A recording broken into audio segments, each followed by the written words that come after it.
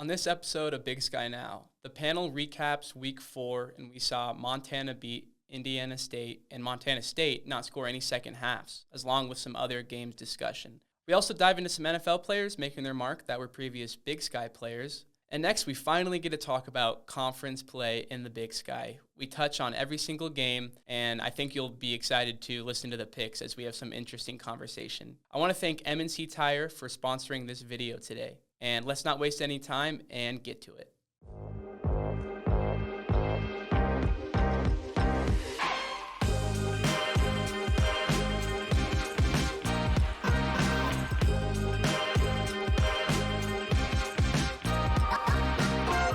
Welcome back, everyone, to Big Sky Now. I'm your host, Luke Schmidt. I am joined today by Daily Interlake sports editor Fritz Neighbor, Daily Interlake sports reporter John Allen, Coeur d'Alene sports editor Mark Nelge, and Columbia Basin Herald sports reporter Mike Maynard.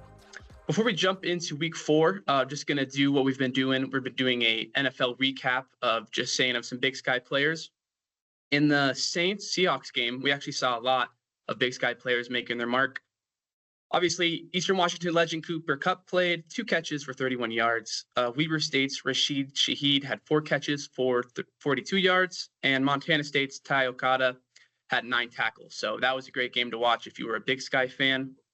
Around the NFL, another Eagle receiver, Kendrick Bourne, had 4 catches for 38 yards. MSU's own Alex Singleton had 12 tackles for the Broncos. And Daniel Hardy had 3 tackles for the Bears. And wrapping it up, here on Mark's side, we had Caden Ellis from the Vandals, had 9 tackles, 1 sack for the Falcons. Mark, were you able to watch that game? No, that might have been the highlight for the Falcons for the game. Didn't they get shut out and the quarterback got benched? Yeah, it seems to be a reoccurring thing each season for the Falcons. Got blanked by the Panthers, which was quite the shock. I'm not 100% on Troy Anderson's health. Not sure if he's back. I will get back to you on that. Didn't see him when I was watching, but let's be honest, I didn't watch a lot of that game. It was pretty ugly.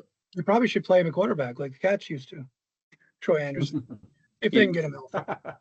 You know, with the way Penix played, I wouldn't be too surprised if that's an option at all. But so just wanted to mention that of the NFL. Love seeing the Big Sky guys, Big Sky players making some good plays. Now let's get to Week 4. Recap, we saw Montana take down Indiana State. We saw the Bobcats surprisingly not score any second half points versus Mercyhurst, and personally thought that one was surprising. We'll get to that. Idaho and Cal Poly were the only Big Sky teams to lose this week. So let's just get to it. Mark, I'll start with you. Let's talk about that heartbreaking loss for Idaho fans with that last-second field goal. Yeah, I guess it just depends on your perspective or how bad a Vandal fan you are, because some people would look at it as a moral victory. We played an FBS team really tough, but I think they're going to, deep down inside, they kind of look at this as a game they let slip away. I mean, they're up 14-0, 21-14, 28-21, but they could not stop San Jose State the last 5 drives they had. They lost by a last-second field goal, and that was the 3-point difference. The Vandals had a field goal at the end of the first half to go up. I think it was 17-14, and they sent in the guy that last week missed 2 field goals and got benched instead of the guy that they said they were replacing him with. And of course, the guy from last week missed the field goal, and then they explained it later by saying, well, he was better from that hash mark, I guess, in warm-ups than the other guy. And I'm thinking, well, you told us this other guy was going to kick. Let him kick and see what he can do.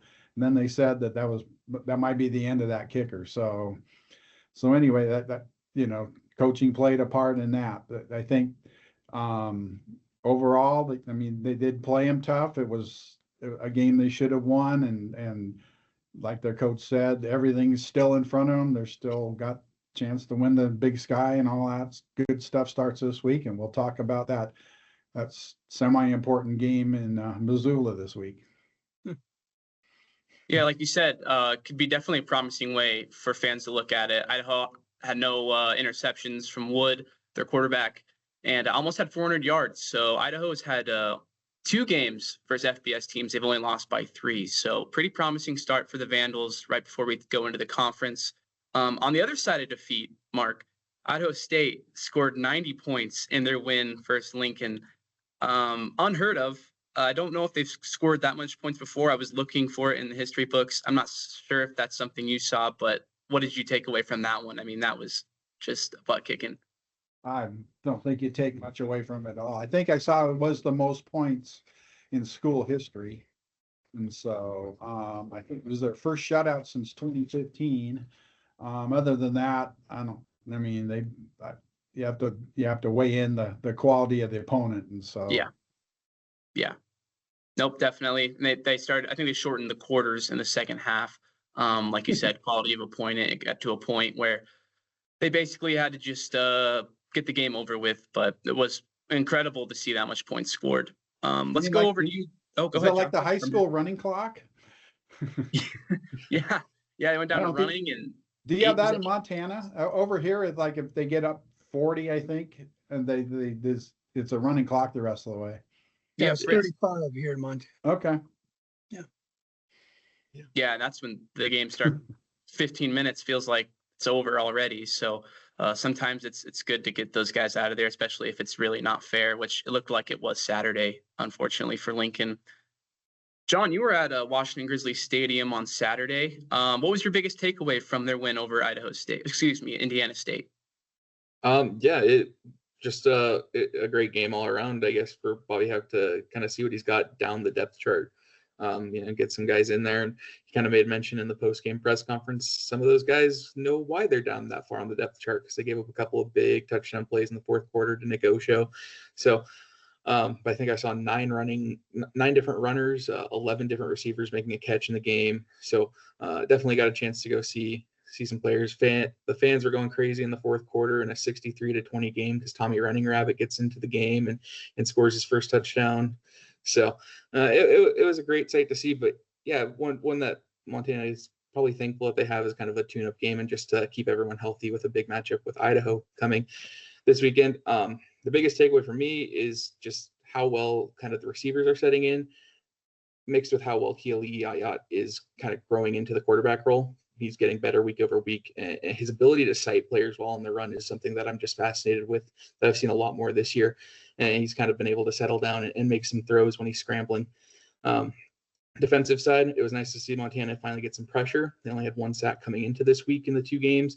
So they got 3 against Indiana State. I know Bobby Hauck said it was difficult against North Dakota last week because he was getting the ball out super quick. And this guy he had a little more courage, I think is what Bobby said. But, they got home with Solomon Tuliau-Pupu getting a strip sack, first defensive touchdown for the Grizzlies in over a year. So it was just kind of one where they were checking things off, and it was a kind of a record book watch.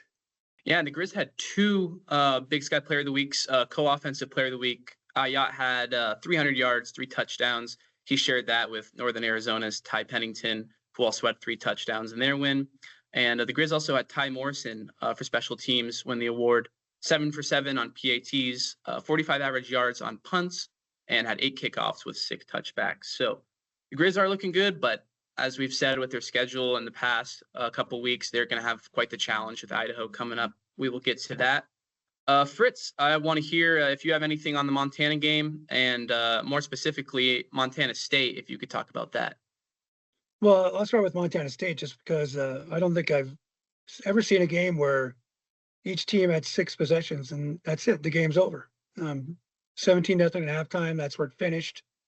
Credit the Mercyhurst for putting together a much better product squad than the last time they came to Bozeman, which was a year ago. They got kind of drummed out of the stadium by 5 touchdowns. This time they played a lot closer. They played ball control. You look at the third downs and it says they're 4 for 11, but that's kind of misleading because they went 4 for 7 on 4th down conversions. He just kept going for it and getting it. And perhaps luckily for the Bobcats, or perhaps a credit to their D line and overall D, they just couldn't punch it in the end zone. They had 2 first and goals in the second half and didn't score. I counted 8 snaps from inside the 10-yard line for a total gain of 0 yards. with a delay of game thrown in. So they get there, and then some would go terribly wrong, and maybe the terribly wrong was Paul Brott and Zach Cruz, two of the better D linemen that the Bobcats have to offer. So, and as far as the Grizz go, speaking of unfair advantage, I mean, it was 7-7, and then everything after that seemed to work for the Grizz. And, you saw a lot of depth. You saw turnovers, and like John alluded to, Brian Ott's kid, Keali Ayat has been really good on the run. Tough one to say. He's a lot more mobile than his dad is, Brian. He really gets out of the pocket and moves, and seems to find guys on the run better than most guys we've seen in this league for quite a while. So that's encouraging. He is getting better week to week, and he'll need to get better again Saturday night when they play Idaho. Yeah, and speaking of Montana and Montana State's quarterback, Fritz, after watching Lamson, he did go 12 for 17. He had 121 yards. Where do you put the comparison with Ayat and Lamson? I personally think Ayat's came a long way from last year. I know the Montana State is obviously a more rushing team with 233 yards, but if you had to compare the two quarterbacks, which one are you thinking is so far playing better?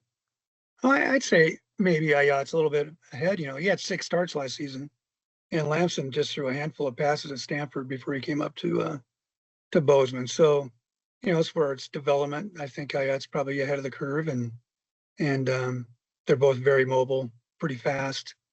Ayat's 3 touchdowns, including one 14-yard touchdown run. You saw MSU go down a step too. Colson Kuhn was the leading rusher, as it turned out, on Saturday with 71 yards. He's their third best running back for a reason, but the fact that they go that deep and can get some great production out of him bodes well for their O-line. And John, I'll ask you, comparing the two quarterbacks based on what you've seen so far.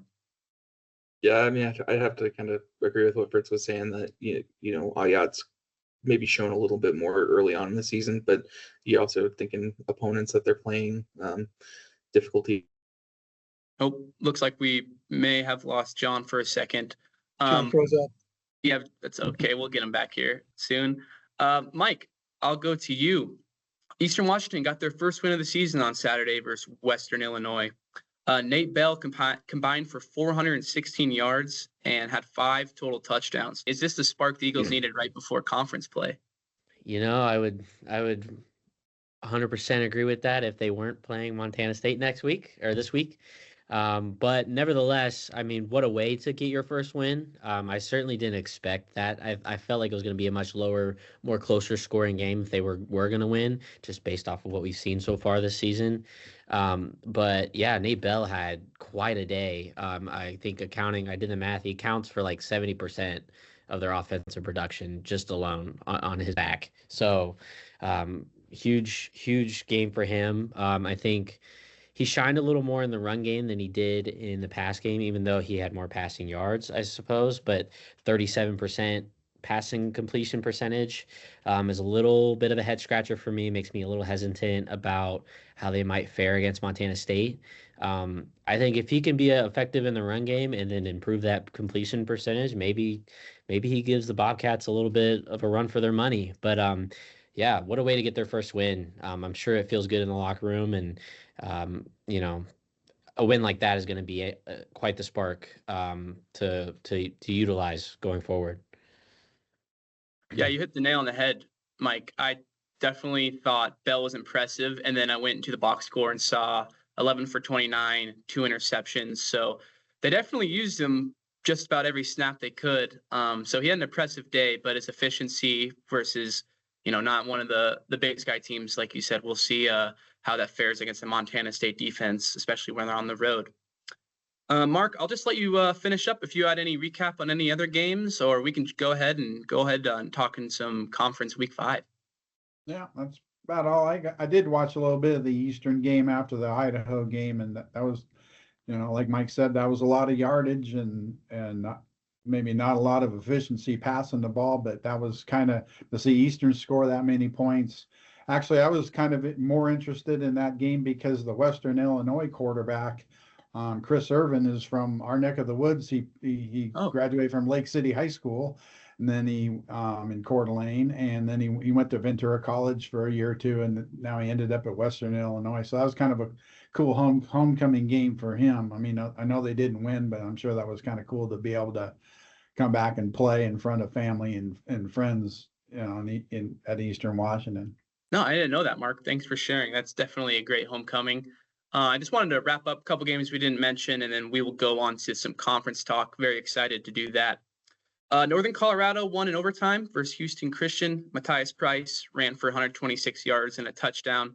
Hank Gibbs scored the game-winning touchdown, and Houston Christian did not score one offensive score through the game. They had 2 pick sixes and field goals, so thought that was an interesting way to get 23 points. Cardell Williams for Sac State passed for 250 yards and had 3 touchdowns. Damian Henderson ran for 137 yards, which included an 85-yard touchdown. And Sac State was impressive with their offense because they had 11 plays of over 20 yards and 600 total yards. So Sac State's offense is looking good before conference play. And just to finish the last 2 games quickly, Weber State took down Butler, who I picked last week. Was not the right decision because Jackson Gilkey threw 2 touchdowns, and basically Weber took a 27-7 early lead, didn't look back. And the last game I wanted to talk about really quick was UC Davis had 50 points in their win over Southern Utah, future Big Sky return, who had 34 points. Caden Pinnock threw for 2 touchdowns, and Jordan Fisher and Carter Vargas both ran for 2 scores. So now we're getting to the excited part. I've been waiting months and weeks, and since we started the podcast, once we can finally watch these teams play each other, we've been talking for hours and hours, and we are here, week 5 in conference play. We have a big matchup to talk about Saturday night, so I got to let Fritz and Mark start with this one. Fritz, top 10 game. It's not going to be on ESPN2 Saturday night. What do you expect to see in this battle of the, I always forget the name, the Brownstein. The Little Brownstein. Little Brownstein. I know the last time Idaho came here, they won the Little Brownstein in 2022. They won 30-23, but the score that score did not indicate how well Idaho played. I thought Idaho outplayed them from almost the opening snap 3 years ago, and they haven't been back since. They're one of the few schools that owns a decided advantage in the series, which will be game number 90. Idaho's won 56 of them. They've been in and out of the Big Skies, and it's great to have them back. It's great for the league. A lot of they don't have very many familiar faces because of losing Jason Eck, and he took a bunch of players with him. But Joshua Wood is a familiar name, and he's a good quarterback, very mobile. I wanted to note when they lost to San Jose State, they had the ball back with the score 28-28 in front of a very sparse crowd, and they committed not only a false start but a delay of game. It's going to be a lot louder, a lot more people at Washington Grizzly Stadium Saturday night, so they should probably get that squared away. And beyond that, I just think it's just going to be a great game. Looking forward to it. I don't think we're going to hold the presses, but I'll be there covering it, and I'll get something online as soon as I can, and should be fun. Should definitely be fun. Definitely look forward to watching it. Mark, what benefits Idaho in this matchup? Is there anything you're seeing offensive, defensively wise where they can make their mark here in a really tough environment? Yeah, I mean, they have a pretty good offense, really good defense. And I was doing some thinking about this rivalry that Idaho and Montana, and right now Idaho Eastern is kind of becoming a little more of a rivalry here because they play every year. But back in the day, Idaho and Montana was the big rivalry. I remember going to games in Missoula just as a fan and sitting there at Washington Grizzly Stadium back when they didn't even have bleachers in the end zone. They just had grassy hills and stuff like that. So it's kind of, yeah, they had the berm. Yeah, it's kind of neat to see that, them keep adding seats to the place. And saw a lot of really good Big Sky games in the 90s when Idaho was good and Montana was good back in the day. One of the more legendary games, Fritz might remember, I think it was when John Freeze was at Coeur d'Alene or at Idaho, and they were beating Montana and driving and about ready to put it away, and he threw a pick six, and Montana ended up winning. So that's something they kind of still remember around here grudgingly. Greg Nygren, yeah. Yeah, and so and Fritz mentioned Idaho winning the last time 2022, I think it was.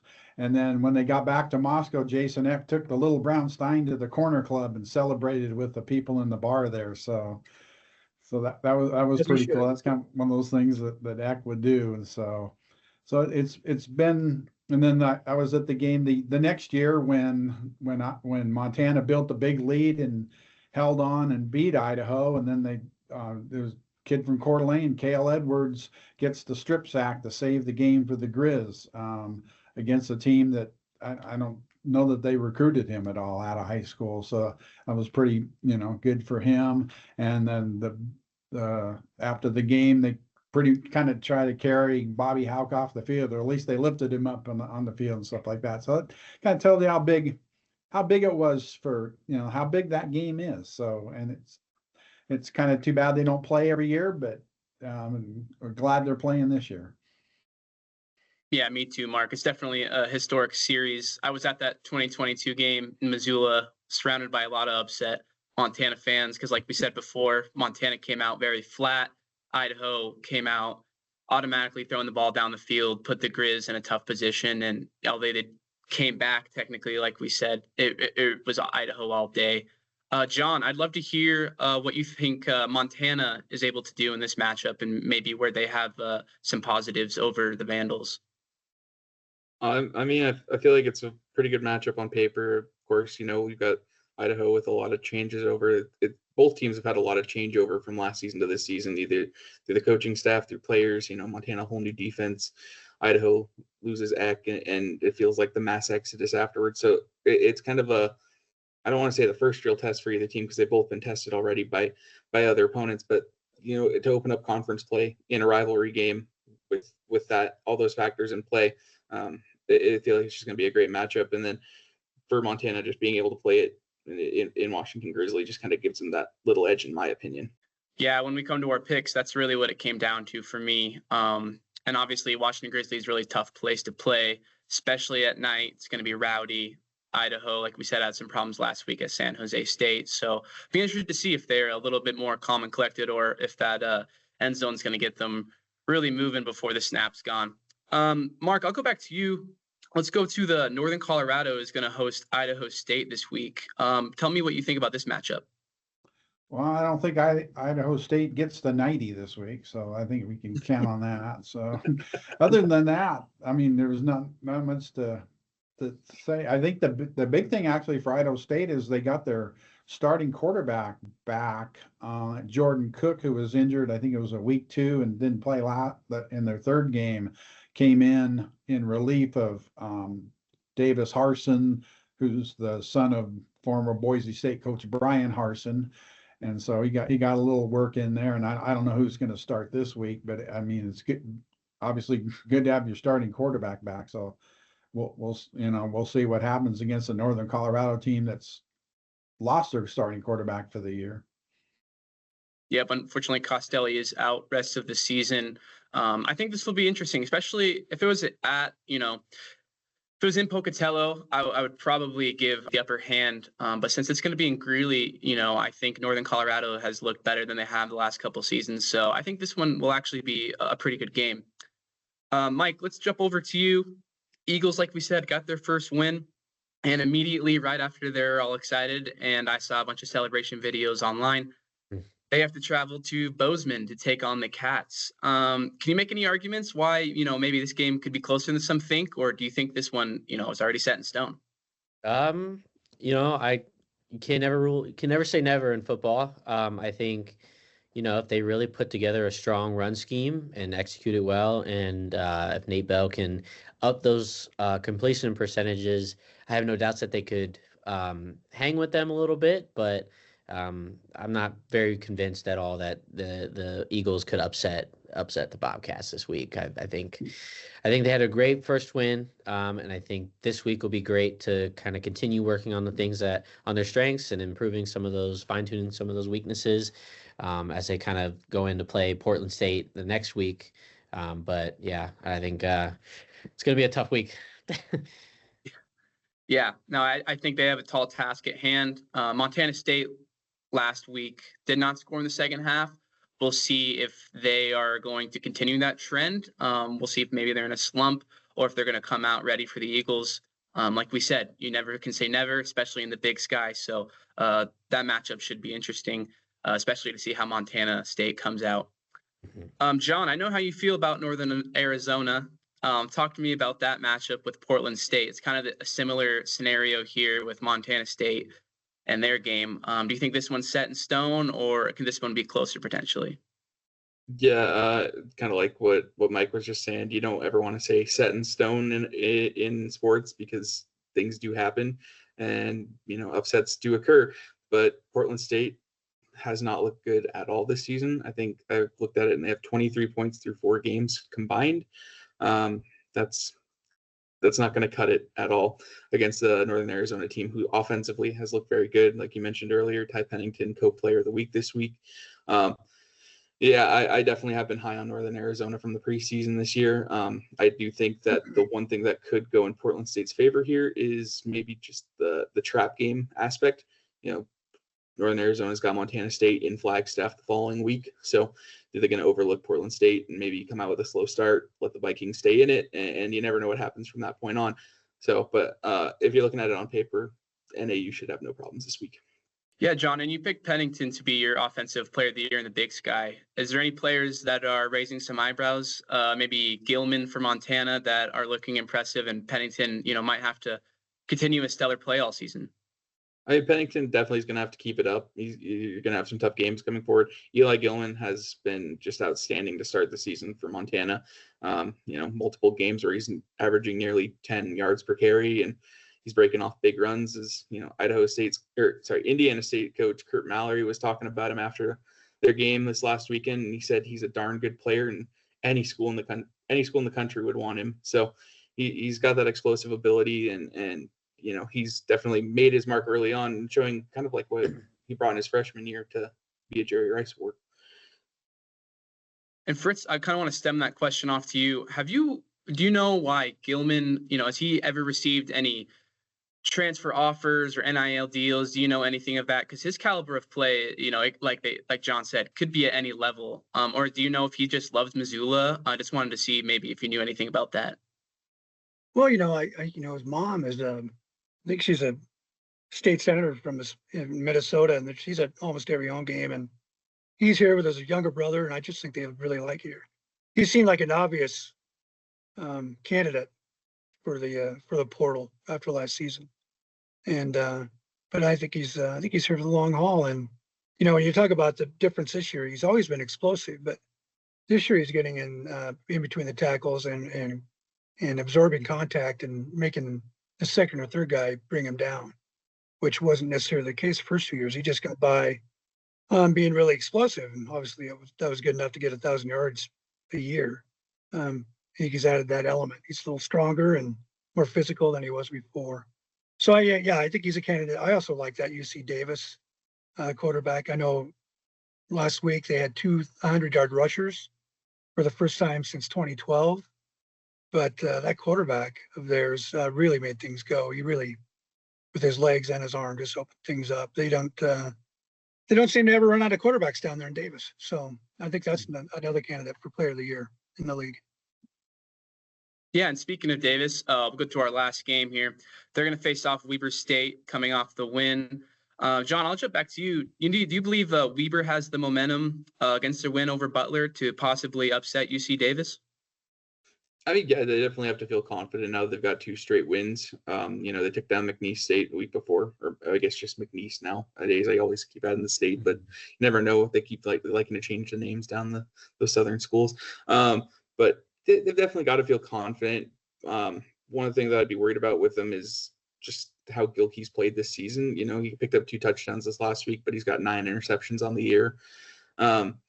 UC Davis is a team that can definitely punish you if you're not efficient on the offensive side of the ball. Rex Connors, both the Connors brothers, and they're just they get around all over the place. So there's that, and then the fact that Butler is from the Pioneer League and non-scholarship, so the quality of play may not be to the level that you're going to see in other conferences, of course. And on top of that, having to go to Davis now. Fritz mentioned Caden Pinnock has been playing very good. Jordan Fisher, they had two running backs over 100 yards. Jordan Fisher with a big game. I think he had like 170 or 180 yards on the ground. So, Weber State's got momentum, but it's definitely difficult to go on the road in league, and that's going to be a difficult place to play at Davis. Yep, it definitely will be, especially UC Davis, still ranked in the top 10. Mark, I want to ask you, is there a Big Sky style of football that shows up in these conference games? Have you ever noticed anything different in the past? Just kind of wanted to get your perspective on asking that. Yeah, I don't know. I mean, us old people like me and Fritz, we remember the Big Sky when it was a passing league, and it was, yes, exactly, 52-48 and last possession won and stuff like that. And it seems like the teams that are winning now have a strong ground game too, but they can also throw it. I mean, Montana State, Montana State runs it really well, and when they can throw it, then they're really good. Montana seems to be balanced, even a little more now with IOT getting a little bit better, and Idaho has always been that way, at least under Eck, where they had a good quarterback and a good ground game. So I think it's not as flashy as it used to be, but that's kind of the style that wins, and maybe because it wins in the postseason. And Mark, when did you start noticing that transition kind of to that ground and pound, maybe tough defense instead of the aerial assault that they used to have? Probably, well, I kind of didn't follow when Idaho was, during that glorious 22-year run in FBS. You can laugh now. They weren't very good, obviously. I didn't watch quite as much Big Sky, although Eastern, watch Eastern. They were pretty dynamic, but they also had running quarterbacks, and they actually had quite a few passing quarterbacks that ate up a lot of yards. But it seems like maybe in the last 6 or 7 years, it's kind of switched back to having to be more balanced, and you got to be able to run the ball too to win in the postseason. Yeah, Fritz, any thoughts there? Well, the Big Sky doesn't have very many FCF championships, but Eastern won in 2010 with Bo Levi, and it seemed like every time he threw a pick six in the playoffs, you knew they were going to win. They threw the ball well. They had talent all over the field too. 01 was Montana before that, and that was Johansi Humphrey. I mean, John Edwards was a fine quarterback, and they had some great receivers, but Johansi really made that team go, and he gained to 2,000 yards that year. So I kind of saw Montana kind of swing that way toward the running game then, and then Bobby Howe came in 02, and they tried to throw it for a couple games and got beat and got the quarterbacks hurt. And so ever since then, they've been really strived to be balanced, good between the tackles, physical, run the ball, control the ball. Not much has changed. They've had some good quarterbacks. They've had some adequate quarterbacks. A couple times they've had great quarterbacks, which is when you've seen them in Chattanooga and Texas. So I think it goes back almost 20 years when Big Sky slowly started wheeling toward running the ball more. Yeah, and Mike, I'll finish this basically preview with kind of your opinion, perspective, no right answer. Have you noticed a certain play in the Big Sky since you've been watching? Is there anything different from, I know you said you came from Ohio, if that's correct. What do you notice about the style of play you've seen? And then I'll ask you this question in a couple weeks to see if there's any difference. Yeah, I think I might need a little more time to assess that. I think, I think some teams just have certain strengths based off of what I've observed. A lot of teams are better at passing. I think it's becoming more common in today's world of football, like that establishing that love for the run game benefit other aspects of offense, which, I certainly respect that. I think, yeah, running the ball well is a key factor to winning football games, but that doesn't make it the most exciting thing. I think I love to see a shootout. I love to see teams just airing it out. And yeah, so yeah, definitely ask me that in a couple of weeks. I'll definitely be mindful about that aspect of that question for sure. Yeah, no, definitely. I figured, you're newer to the Big Sky Conference, so just wanted to get your opinion there. But I'll definitely ask you again, these games coming up. I tend to see a little bit more sideline coaches being tense, and it's a little bit tighter in the trenches. Depending on the game, it could be interesting if, Northern Arizona is playing Portland State and they could throw the ball for 400 yards and could go a different direction. So we'll see. I think the Idaho-Montana game will be very tough. Kind of the Big Sky knows football. What I'm kind of talking about. That should do it for our conference talk. Very excited to watch some Big Sky football. Let's make our picks for the week. I have to give another huge shout out to John because he's just perfection. I know you probably think I'm jinxing you right now, but 42 out of 43 games correct so far is pretty dang impressive. So I need you to forward me the script that the scriptwriter sent you. And I'm just kidding. You can go ahead and go first. All right. Yeah, this is about the time of year where I fell apart last year. I feel like I started strong and closed out and finished third amongst us. So we'll see if I can keep it up this year again. Yeah, first the game I had, Northern Colorado. I have them over Idaho State. This one was probably the toughest game for me to pick besides Montana and Idaho, just because Northern Colorado's a stone's throw and a review away from 4-0 this season. They took South Dakota to overtime. They should have probably beaten Colorado State. And in that South Dakota game, they were a yard away from taking the win at the end there. So I'm going to go with the Bears to beat Idaho State in that one.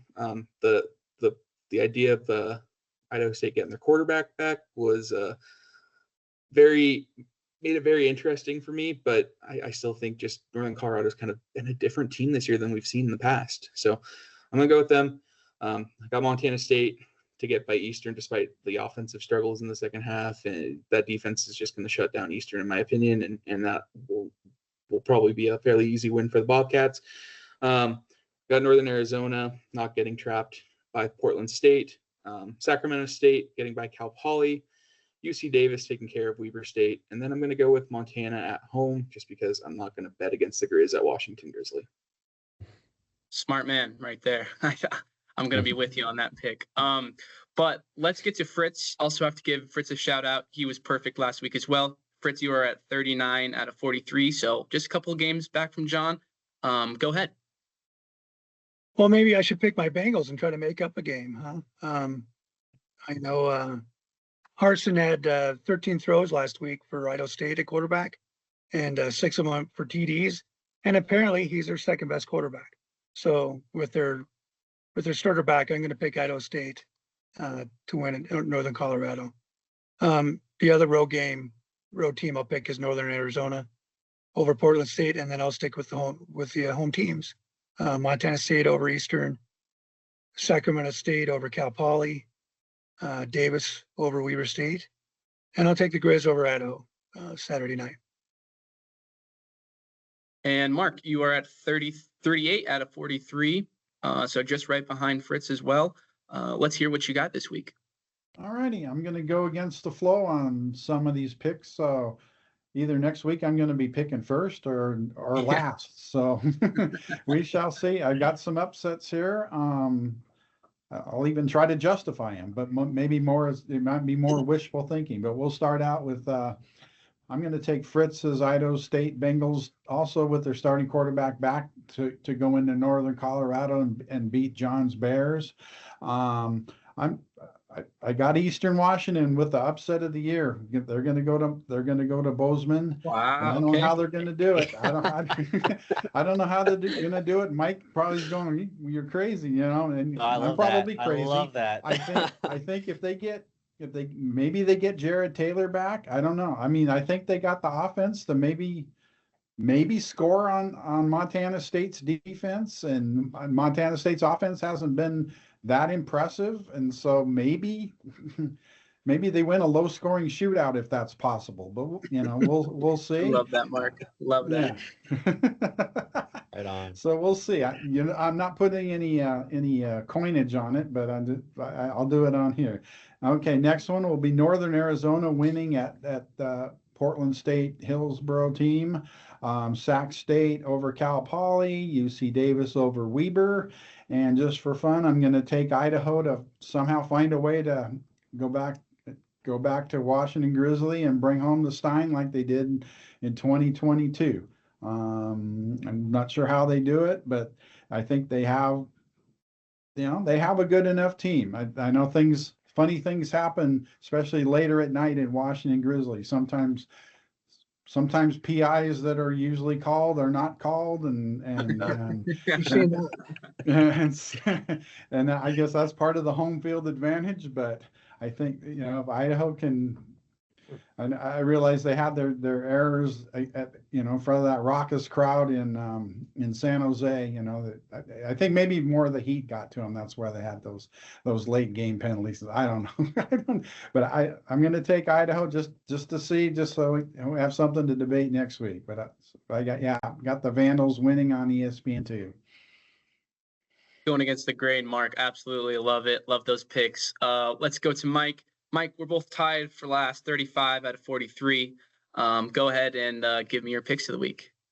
Boy, yeah, I think I'm gonna go with Northern Colorado. 90-0 shutout is a huge win and probably quite the momentum booster. But I'm sure Northern Colorado's all focused on just being the absolute buzzkill of the season for them. So I got Northern Colorado coming out, taking that win.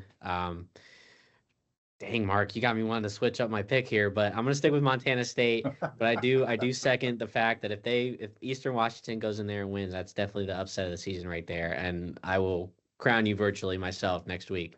Northern Arizona over Portland State. I'm gonna go with Sac State over Cal Poly, UC Davis over Weber State, and I think I'm gonna go with Montana over Idaho, but I could easily see Idaho coming in and with an upset too. They are absolutely well equipped to get the job done. Well said, Mike. Definitely some tougher games to pick this week. This week, I'm going to take Northern Colorado to win their first conference game at home.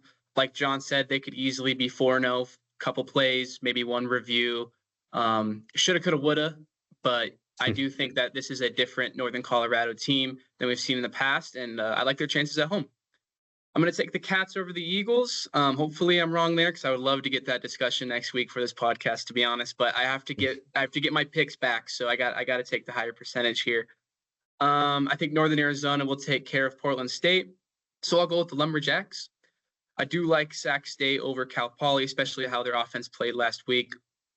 I like UC Davis to beat Weber. I do think Weber is having some momentum, so I did really look into the stats and see, but those Connors brothers on defense for UC Davis is not someone I want to play, especially on the road. So I will go with UC Davis. And finally, for the biggest game of the week, I'm going to take Montana to win versus Idaho. This one was hard. I really did think about taking Idaho here, even though, hands up, I am a Grizz alum, but, Idaho came in to Washington Grizzly last time and hurt my feelings, and I wouldn't be surprised if they did it again, especially after, almost beating two FBS teams, only losing by 3 to both of them. So I think it's going to be a great game, national spotlight, 2 top 10 teams. Can't wait to watch that. Fritz will be there, so can't wait to read his story on it. But other than that, hopefully my picks start rolling here, because you guys are getting away from me and Mike, so hopefully we start catching up there soon. But that should do it for this episode. I just want to thank my panel for joining me today on this Monday. I'm very excited to watch some conference football coming up. If you wanted to like, subscribe, please leave a comment, especially during conference play on any of these games. We'd love to bring that up during the podcast. We will see you next week, and that is all on Big Sky Now. M&C Tire in Kalispell has been locally owned since 1979. From urban avenues to untamed trails, M&C Tire will help you conquer any terrain. Unleash the power within your ride. Stop into M&C Tire at 1271 North Meridian Road in Kalispell or mnctire.com.